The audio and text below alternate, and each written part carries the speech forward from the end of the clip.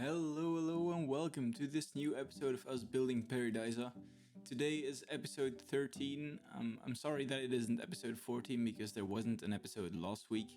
I was a bit sick and I felt like I needed a break from Planet Zoo for a while just to get some refresh and get some new fantasy going to get the building properly working again, because I felt like I was lacking some inspiration and lacking some energy, I guess, to keep building. Because I do really love the game, but when you're constantly building, or at least for my case, when I'm constantly building in the same zoo with the same idea of just building what I'm from pictures and from real life, then in the end I just kind of get tired of it, and I just needed that refresh, and I'm really happy to be building again. Like this episode, building what I've built today, it went really fast and it went really well, so I'm really stoked to get back into it and to be back again. But as I said, I'm sorry that there wasn't an episode last week, but I definitely needed the break and it definitely helped.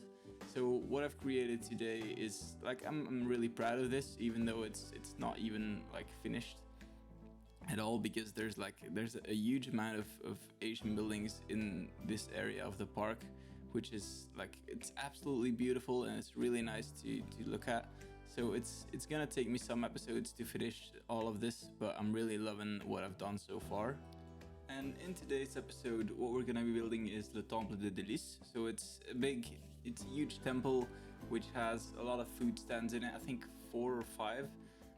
So it's really nice. There's a huge picnic area which I actually built in last episode, and which you can see it sporadically in this video. It's the wooden tents that you can see on the left side, in front of the building, and it's an awesome place to picnic. You just grab some fries and a burger and you go and sit there. There's a huge playground next to it for the children, and maybe for me as well. My girlfriend doesn't always agree, but I love it too much to be playing around in it, so I usually go and play in a playground a little bit as well, because I'm even though I'm 25, I might be a little bit of a kid as well sometimes.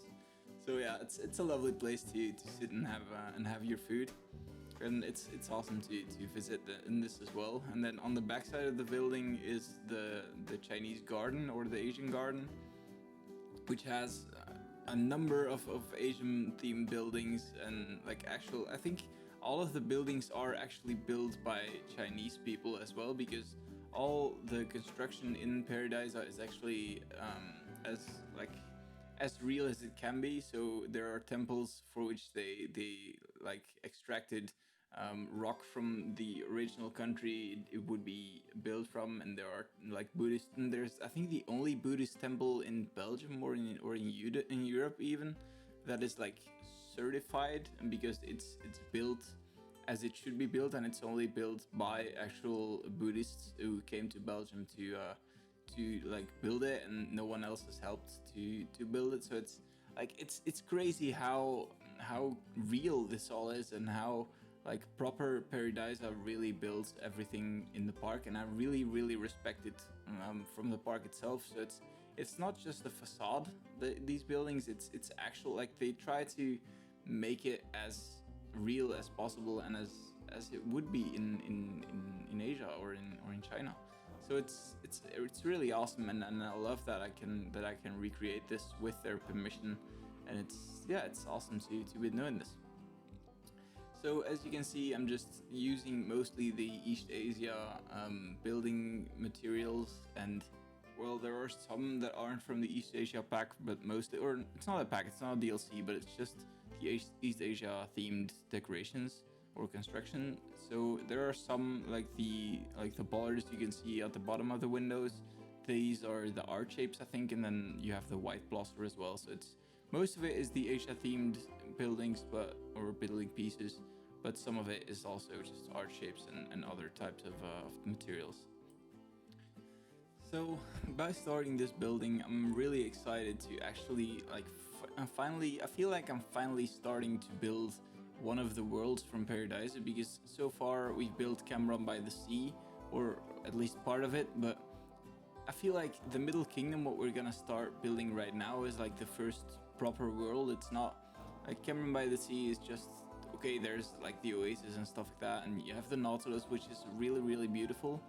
But in my opinion, the Middle Kingdom is, I think it's one of the first worlds that really like, where I went there and I was blown away by the amount of like real architecture, and then of course you have the beautiful pandas and you have the snow leopards and stuff like that. But it's the complete thing of the architecture and all the animals that really blows me away, because the Nautilus we built in I think episode 9 and 10 it was, they like it's a castle. It's a castle as like the likes of which you can find all around Europe. Like Belgium has a lot of them, and like it's a really beautiful castle. Don't get me wrong, but this is something that like the Middle Kingdom. It's like all the Asian buildings.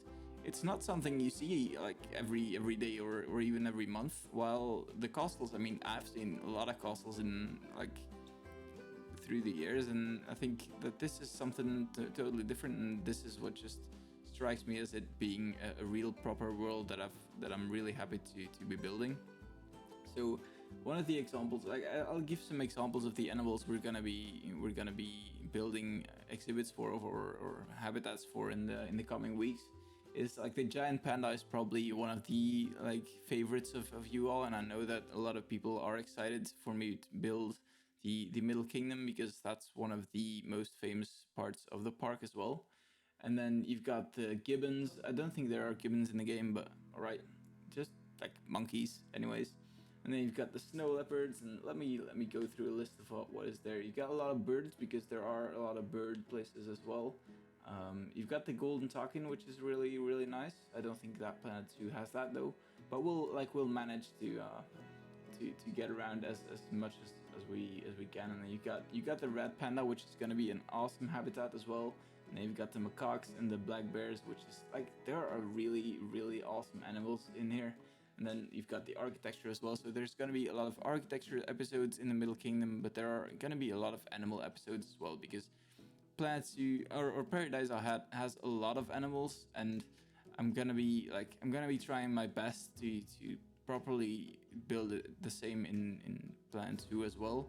It's not gonna be always easy, because of course Planet Zoo doesn't have all the animals that Pairi Daiza has, and the other way around. But I guess we'll manage to properly like get it running, and you'll see that it works out quite well in the end, I believe. I mean, I haven't built it so far, but I'm really excited. I'm really excited too, and I feel like that this is gonna work. And like building this Middle Kingdom now is a really exciting time, because it's the first time I've built any Asian themed area in Planet Zoo. Like I haven't built much stuff like anyway in Planet Zoo before I started Pairi Daiza. I think I've played it like maybe 5 or 6 hours before I started building Pairi Daiza.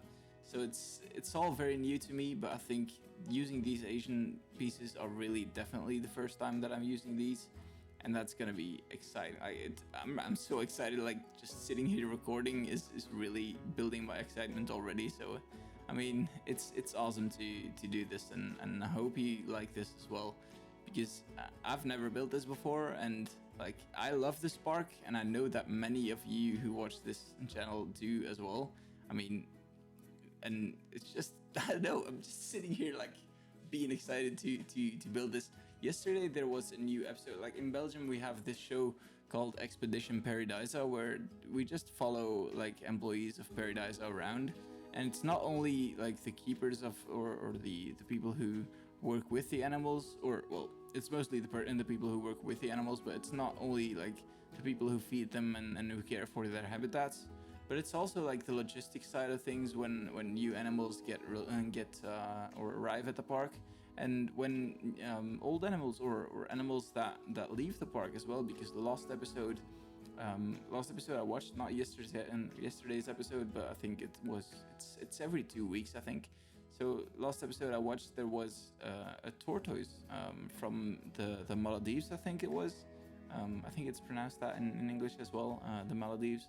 But it was a tortoise which was rescued, I think, 3 or 4 years ago, because she had, I think she was wrapped in plastic or something, and she lost one of her what's it called? Not a wing, but it's like the flippers they swing with. I don't know what it's called, but it was just awesome to see that they sent the tortoise or turtle. It was, and I don't really know the difference in English, but they sent it to Pairi Daiza, and they helped it for 3 years because it couldn't dive anymore.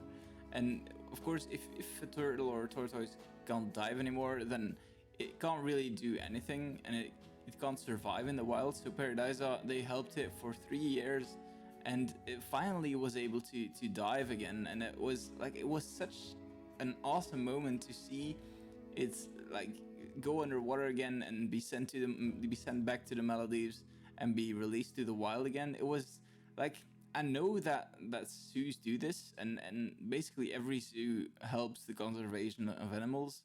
But seeing this like in real life for the first time, like I don't think I've ever seen an animal be released in the wild, and it was just it got my heart pumping to see it, to like seeing them do this awesome work and working with these animals actually to better their lives, and to actually work with the animals to get them back to the wild. I mean, it's a really awesome thing to see, and I was quite moved by the whole episode last time, and it's really like like even thinking back of it, I'm getting a bit emotional. It's like it's a bit odd, but I mean, I really love the park, and I'm so excited to be able to do this. And I really hope, like, COVID in Belgium is I think it's the worst in Europe right now, so I don't think that there's gonna be a time soon when I'll be able to go back to Pairi Daiza. I mean, it's still open, but I doubt that it's gonna be open for very much longer. But I really do hope that I can go to Pairi Daiza really soon to visit it, because I mean, man, I could go there every weekend, and I wouldn't grow tired of it. It's really awesome, and I've seen that they have this program to be like a zookeeper for a day, in which you can, like, if you run along with it, you can run along with, I think it's one of the keepers. I think you just follow one of the keepers around, and you get to help feed the animals and stuff. I don't know if it's still allowed during COVID, but I mean, I saw that it's available like in Pairi Daiza, and I think that like one day I really want to do it, because of course you get this, like, you get the vibe when visiting a park like this, and you, like, of course you get to know the park a little bit, but I think working in the park, like, that would be I think that would be like a dream job to do, and being able to do that for a day would really be awesome. I don't really know what you need to study to actually be allowed to work with animals. I have no idea. Do you need to be like, I have no idea. I really have no idea what you need to study to be allowed to actually do this as your job. I haven't really looked at it anyways, because like Pairi Daiza is a 2-hour drive for me, I think, or 1 hour and 3/4. So I wouldn't be able to do it every day, I think, but like, I'd love it. I would absolutely love to work in Pairi Daiza. I've been going on a huge tangent though, like the past, I don't know, 5 minutes. I haven't talked about anything we're doing in this episode, and we're almost finished with it. So I'll just give you a quick rundown of what we're doing right now. There's this small house at the side of the huge temple, which I think there's monkeys that sleep in there, and then you have like this side garden which has a little bit of a small lake as well, not a lake but like a pond, and I think the monkeys are able to get in there as well. They have this net they can use to pass all the way in the other side of the habitat, which we are gonna build, but it's gonna be tricky. So yeah, we're already at the end of the episode. As I said, I've been going on a huge tangent. I hope you didn't mind, and like I've loved to talk about all this stuff, and not even like only the episodes, but as I said, these tangents, they get me excited as well, and I hope you don't mind. If you do, then do leave a comment that, like, please Torpaga, stay focused on the episode and not on anything else. I'm sorry, but I mean, yeah, I hope you like it, and I hope you liked what I've built. If you do, leave a like and subscribe, and do leave a comment as well saying what you think. And yeah, I will see you in the next one, which will be next week on Saturday or Sunday. I will keep you posted. And if you like, you can join the Discord as well, where we talk about Pairi Daiza, Planet 2, and basically anything else. And I'm planning to maybe play some Among Us as well, if there's any interest in that as well. I've been really getting excited about that game lately, which is, it's kind of a silly game, but I really love it. And I mean, if anyone would be down to play, then absolutely let me know, and I will see you in the next one. Bye.